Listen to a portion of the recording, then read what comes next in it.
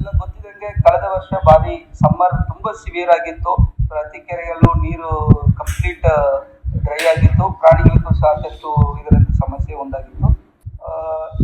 ಈ ನಿಟ್ಟಲ್ಲಿ ನಾವು ಈ ವರ್ಷ ಅಂದಾಜು 40 ಕೆರೆಗಳನ್ನು ಡಿಸಿಲ್ಟಿಂಗ್ ಮಾಡಿದ್ವಿ.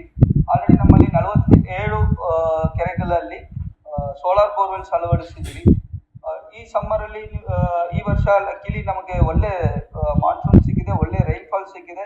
ಆಲ್ಮೋಸ್ಟ್ ಇವತ್ತಿನ ತನಕನೂ ಎಲ್ಲ ಕೆರೆಗಳಲ್ಲೂ ನೀರು ಚೆನ್ನಾಗೇ ಇದೆ.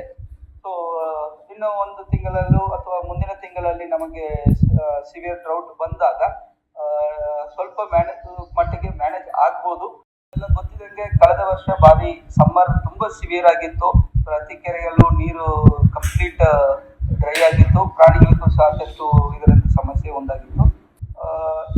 ಈ ನಿಟ್ಟಲ್ಲಿ ನಾವು ಈ ವರ್ಷ ಅಂದಾಜು 40 ಕೆರೆಗಳನ್ನು ಡಿಸಿಲ್ಟಿಂಗ್ ಮಾಡಿದ್ವಿ.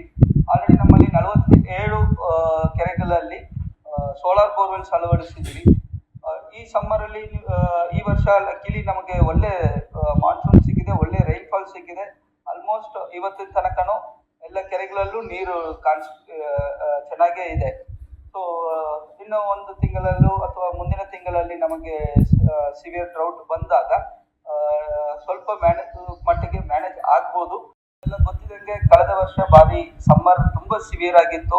ಪ್ರತಿ ಕೆರೆಯಲ್ಲೂ ನೀರು ಕಂಪ್ಲೀಟ್ ಡ್ರೈ ಆಗಿತ್ತು. ಪ್ರಾಣಿಗಳಿಗೂ ಸಾಕಷ್ಟು ಇದರಿಂದ ಸಮಸ್ಯೆ ಉಂಟಾಗಿತ್ತು. ಈ ನಿಟ್ಟಲ್ಲಿ ನಾವು ಈ ವರ್ಷ ಅಂದಾಜು 40 ಕೆರೆಗಳನ್ನು ಡಿಸಿಲ್ಟಿಂಗ್ ಮಾಡಿದ್ವಿ. ಆಲ್ರೆಡಿ ನಮ್ಮಲ್ಲಿ 47 ಕೆರೆಗಳಲ್ಲಿ ಸೋಲಾರ್ ಬೋರ್ವೆಲ್ಸ್ ಅಳವಡಿಸಿದ್ವಿ. ಈ ಸಮ್ಮರ್ ಅಲ್ಲಿ ಈ ವರ್ಷ ಲಕ್ಕಿಲಿ ನಮಗೆ ಒಳ್ಳೆ ಮಾನ್ಸೂನ್ ಸಿಕ್ಕಿದೆ, ಒಳ್ಳೆ ರೈನ್ಫಾಲ್ ಸಿಕ್ಕಿದೆ. ಆಲ್ಮೋಸ್ಟ್ ಇವತ್ತಿನ ತನಕನೂ ಎಲ್ಲ ಕೆರೆಗಳಲ್ಲೂ ನೀರು ಚೆನ್ನಾಗೇ ಇದೆ. ಸೊ ಇನ್ನು ಒಂದು ತಿಂಗಳಲ್ಲೂ ಅಥವಾ ಮುಂದಿನ ತಿಂಗಳಲ್ಲಿ ನಮಗೆ ಸಿವಿಯರ್ ಡ್ರೌಟ್ ಬಂದಾಗ ಸ್ವಲ್ಪ